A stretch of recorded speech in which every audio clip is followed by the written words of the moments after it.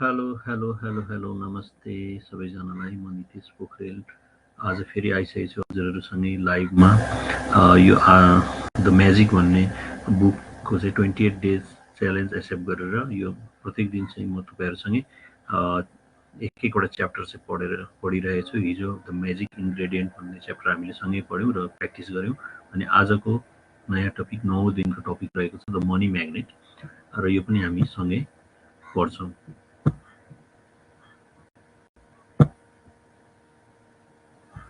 Okay, let's start. Today is day 9, the money magnet.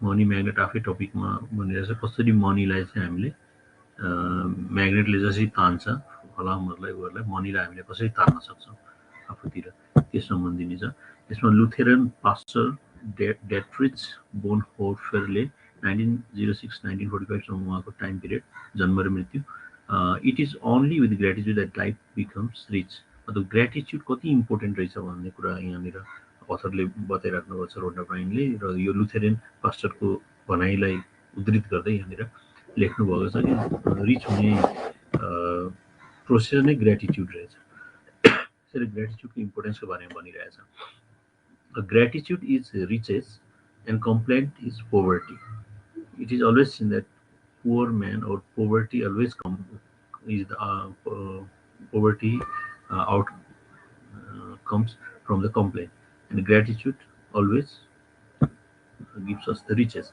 It's the golden rule of your whole life, whether it's your health, job, relationship, or money.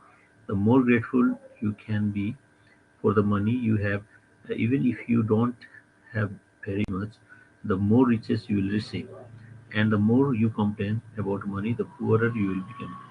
यो हामीले देखिरहेको कुरा हो कि जो मान्छेले चाहिँ कम्प्लेन गर्छ मसित पैसै छैन मसित केही छैन आइ एम भेरी पुवर भन्छ भने उसलाई चाहिँ उसले युनिभर्सबाट त्यही चिज एट्र्याक्ट गर्छ कि अझै पुवर हुँदै जान्छ भने जो मान्छे ग्रेटफुल छ मसित यति छ भोलि म योभन्दा अझै बढी गर्न सक्छु मनी रिच हुन सक्छु अथवा यसको लागि थ्याङ्कफुल हुन्छ आफूसित जति छ भने उसले चाहिँ मोर मनी चाहिँ एट्र्याक्ट गर्न सक्छ र today's magical practice turns one of the biggest reason people complain about money into an act of gratitude, and so it has double the power to change the circumstances of your money. You will be replacing a complaint, which makes you poorer, with gratitude, which magically brings you riches. Most people wouldn't think they complain about money, but if there is a lack of money in your life, they are complaining about realizing it. Complaining happens through people's thoughts as well as their words, and most people aren't aware of the many thoughts in their head. Any complaining, negative, jealous, and or worried through thoughts or words that about money are literally creating poverty. And of course, the biggest complaints come when money has to be paid out. र यो आज उसमा चाहिँ आजको यो टपिकमा के भन्छ भन्दाखेरि नेगेटिभ थट्सहरू कुनै पनि मनीको बारेमा अरूको पैसा देखेर जिएलएस हुने र कम्प्लेन गर्ने र वरिड थट्सहरू अब के गर्ने होला भन्ने जस्तो वरिड थट्सहरू आयो भने त्यसले चाहिँ लिटरल्ली त्यसले पोभर्टीलाई चाहिँ एट्याक गरिरहेको छ मोर पुअरर बनाइरहेको छ र बिगेस्ट कम्प्लेन त्यतिखेर हामीले गर्छौँ जुन बेला चाहिँ हामीले कुनै कुरा हो यति पैसा तिर्नुपर्ने भनेर भनिन्छ त्यो सबै नेगेटिभ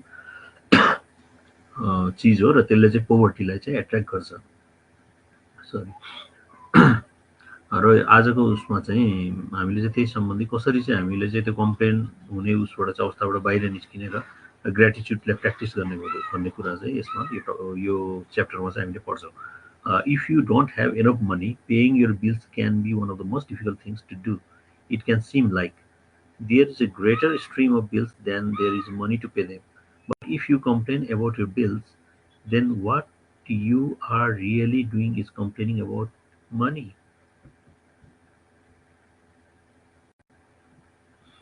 अर्थात् के भन्यो भन्दाखेरि तपाईँसित एनफ मनी छैन होइन बिल्सहरू पे गर्न त्यो डिफिकल्ट सिचुएसन हो थाहा छ तर greater stream of bills there is money to pay them it can seem like there is a greater stream of bills than there is a money to pay them but if you complain about your bills then what you are really doing is complaining about money. बिलको बारेमा complain गर्नु भनेको मनीकै बारेमा complain गर्नु and complaining kips you in poverty bill त तिर्नु नै छ हामीलाई त्यो तिर्छौँ जसरी भन्दा पनि यति बिल आयो उति आयो त्यस कसरी तिर्ने होला के गर्ने वरिड थट्सहरू ल्याउने र कम्प्लेन गर्ने भनेको चाहिँ त्यो चाहिँ पोभर्टीतिरै जान्छ. If you don't have enough money, the last thing you would normally do is feel grateful to your bills. But in fact, that's exactly what you have to do to receive more money in your life. To have a rich life, you must be grateful for everything to do with money, and begrudging your bills is not being grateful. You must do the exact opposite, which is to be grateful for the goods or services you would receive from those who build you. It is such a simple thing to do, but it will have a monumental effect on the money in your life. You will literally become a money magnet. To be grateful for a bill, think about how much you have benefited from the services or goods on the bill. If it's payment for a rent or mortgage, be grateful that you have a home and you are living in it. What if the only way you could live in a home was by saving up all the money and paying cash for it? What if there was no such thing as lending institutions or places to rent? Most of us would be living on the streets. So be grateful to the lending institution or your landlord because they have made it possible for you to live in a home or apartment.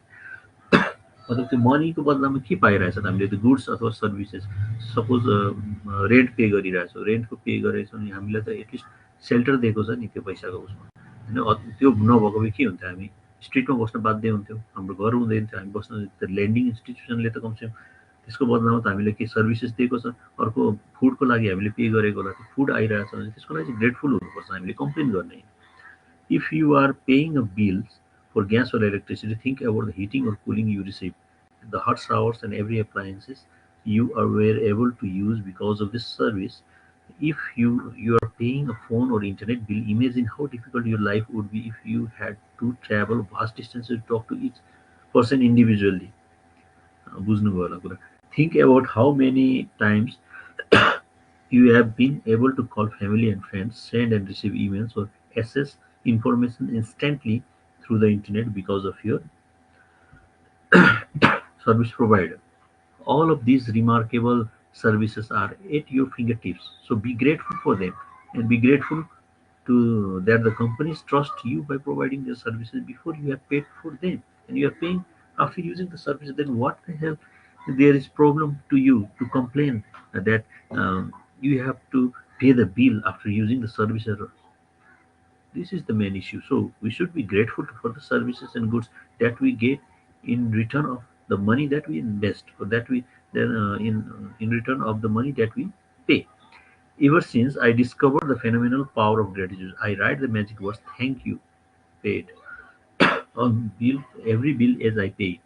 I never miss a single one. At the beginning, when I did not have the money to pay a bill, I would still use gratitude's magical power and would instead write across the bill "Thank you for the money."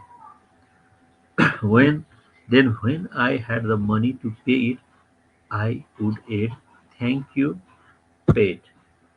Okay.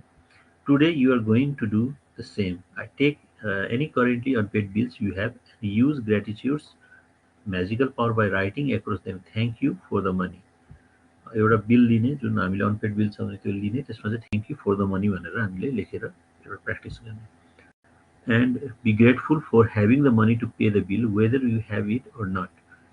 If you receive and pay most of your bills online, then when you receive an online bill, forward it to yourself as an email and write it the subject line in the capital bold letters "Thank you for the money." Thank you for the money भनेर चाहिँ capital bold लेटर्समा हामीले यदि आफूले पाएको bill छ भने त्यसको photo खिचौँ, फोटो खिचेर या फेरि अनलाइन कुनै बिल छ भने त्यो अनलाइन बिललाई चाहिँ आफ्नो मेलमा फरवर्ड गरौँ र आफैले त्यसको मेलको सब्जेक्ट लाइन चाहिँ क्यापिटल बोल्ड लेटर्समा "thank you for the money" लेखौँ. Next, find 10 bills you have paid in the past and write at the front of each one the magic words "Thank you paid." As you write on each bill, feel as grateful as you possibly can that you had the money to pay the bill. The more gratitude you can harness for the bills you paid, the more you will magically magnetize to you. Money will magically magnetize to you. यो practice गर्यो भने त्यसरी money चाहिँ म्याग्नेटाइज हुन्छ तपाईँ। For this day forward, you could make it your regular practice that whenever you pay a bill, you briefly think about the great service you have received from the bill and write across the face of the bill the magic words "thank you" paid.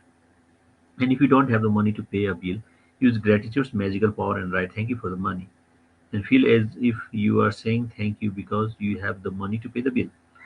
Feeling gratitude for the money you have paid out guarantees you will receive more. Gratitude is like a magnetic golden thread attached to your money. So when you pay money out, the money always returns to you. Sometimes equally, sometimes tenfold, sometimes a hundredfold. The abundance you receive back depends not on how much money you give, but on how much gratitude you give. You could have so much gratitude when you pay a bill for $50 that you could receive back hundred of dollars. अब हामीले मुख्य कुरा बुझिसक्यौँ। यसमा के भनेछ भन्दाखेरि यो च्याप्टरमा अलिकति नेपालीबाट पनि भनिदिन्छु तपाईँहरूलाई। कुनै पनि बिल हामीले पे गरेछौँ त्यो बिलमा चाहिँ मनी म्याग्नेट युज गर्नको लागि हामीले थ्याङ्क यू हामीले यदि पे गरिसक्यो भने थ्याङ्क यू पेड भनेर लेख्ने र जुन बिल हामीले बिल चाहिँ पाएको छ तर पे गर्न सकेको छैन हामीसित पैसा छ अथवा छैन अनि त्यसैले thank you for the money लेख्ने जसको कारणले गर्दाखेरि म्याजिकली तपाईँसित त्यो बिल पे गर्ने पैसा जम्मा हुन्छ र त्यो अल्टिमेटली तपाईँले तिर्नुहुन्छ र तिरिसकेपछि फेरि थ्याङ्क यू पेड भनेर लेखेर त्यो प्र्याक्टिस गर्ने 8-10वटा बिल लिएर चाहिँ हामीले त्यो गर्छौँ र यो प्र्याक्टिस चाहिँ म्याजिक प्र्याक्टिस नम्बर 9मा चाहिँ अब के प्र्याक्टिस भनेर भन्छ त्यसमा हाम्रो सुरुको जुन मनी म्याग्नेटमा पनि सुरुमा जुन हामीले काउन्ट योर ब्लेसिङ्स फर्स्ट च्याप्टरमा जुन गरेका थियौँ त्यसको लिस्ट 10वटा लिस्ट बनाउने त्यसपछि वाइ युआर ग्रेटफुल त्यो लेख्ने रिरिड गर्ने र थ्याङ्क यू 3 पटक रिपिट गर्ने र ग्रेटफुल हुने त्यो blessings for that blessing you can भनेर भनेको छ त्यो हामीले सधैँ गरिरहेको प्र्याक्टिस त गर्नै पऱ्यो। त्यसपछि take any current unpaid bills you have use gratitude's magical power and write across each one, thank you for the money, feel grateful for having the money to pay the bill, whether you have it or not. अहिले भर्खर मैले भनेको कुरा 2 नम्बरमा तपाईँसित पैसा छ अथवा छैन त्योसित म्याटर गरेन तपाईँले बिल पाउनुभयो त्यो बिल पे गर्ने पैसा छ छैन त्योसित म्याटर भएन त्यसमा बिलमा लेख्नुहोस् thank you for the money र ग्रेटफुल हुनुहोस् त्यो तपाईँले त्यो पैसा अब तपाईँसित आउँछ क्या मनी एट्र्याक्ट गर्छ त्यो म्याग्नेटले तपाईँले कहाँ कहाँबाट त्यो पैसा आउँछ र तपाईँले त्यो तिर्नुहुन्छ। अर्को भनेको चाहिँ take 10 bills you have paid in the पास्टमा पे गरिसकेको बिल्स लिनुहोस् र त्यसमा चाहिँ लेख्नुहोस् थ्याङ्क यू पेड यो चाहिँ म्याजिक वर्ड हो होइन। अनि feel truly grateful that you had the money to pay that bill होइन। अब त्यसको लागि थ्याङ्कफुल भयो हुनुभयो तपाईँले तपाईँसित पैसा थियो तब त तपाईँले त्यो बिल पे गर्नु त्यसको लागि थ्याङ्क यू भनेपछि ग्रेटिट्युड एक्सप्रेस गर्नुभयो र त्यो ग्रेटिट्युडले तपाईँको मनी म्याग्नेटको काम गर्छ। अर्को भनेको before you go to sleep अब हाम्रो म्याजिक रकवाला पनि छ होइन बिफोर यो चाहिँ डेली गर्ने टास्क हो। Before going to sleep take your magic rock हातमा लिने हातमा बन्द गर्ने र say the magic words thank you तपाईँले सम्झिने बेस्ट थिङ दिनभरिमा तपाईँको लागि चाहिँ बेस्ट थिङ के ह्यापन भयो best of the best thing त्यो लाइक उ गरेर त्यसलाई थ्याङ्कफुल हुने र थ्याङ्क यू भन्ने हुन्छ। आज अब उ छ भोलि चाहिँ हामी डे 10मा म्याजिक डस्ट एभ्री वान भन्ने च्याप्टर लिएर आउँछौँ र त्यो प्र्याक्टिस गर्छौँ। आजको यस उसमा चाहिँ लाइभमा यति नै 14 मिनटको लाइभ भएछ आज छोटो नै रहेछ च्याप्टर र मनी म्याग्नेट तपाईँहरूले बुझिहाल्नु मनी म्याग्नेट हामीले के प्र्याक्टिस गर्ने कसरी गर्ने र किन गर्ने र ग्रेटिट्युडको कत्रो पावर हुँदो रहेछ मनीलाई एट्र्याक्ट गर्नको लागि र कम्प्लेन गर्नु हुँदैन मनी छैन भनेर कम्प्लेन कहिले पनि गर्नु हुँदैन भन्ने कुरा पनि बुझ्नु मोटामोटी लास्टको मतलब जिस्ट कुरा चाहिँ यही नै हो हामीले आज टेक होम म्यासेज। ठिकै छ तपाईँलाई यो जुन मनी यो म्याजिक जुन म्याजिक भन्ने रोन्डा ब्रायनको बुकको जुन हामीले पढिरहेछौँ यो पनि तपाईँहरूलाई पनि राम्रै लागिरहेको होला भन्ने आश गर्दै आजको दिन चाहिँ यो लाइभ स्ट्रिम यही इन्ड गर्न चाहेँ। अब यही सम्बन्धी बिजनेस सम्बन्धी यदि तपाईँहरूलाई कुनै गुनासो अथवा कुनै जानकारी लिन इच्छा छ भने मलाई डाइरेक्ट मेसेज गर्न सक्नुहुन्छ मेरो फेसबुक यो बिजनेस पेजमा फेसबुक बिजनेस पेजमा अथवा www.srinitesh.com मा गएर लगइन गरेर नाम र इमेल भएर रेजिस्टर पनि गर्न सक्नुहुन्छ। हस्, थ्याङ्क यू भेरी मच।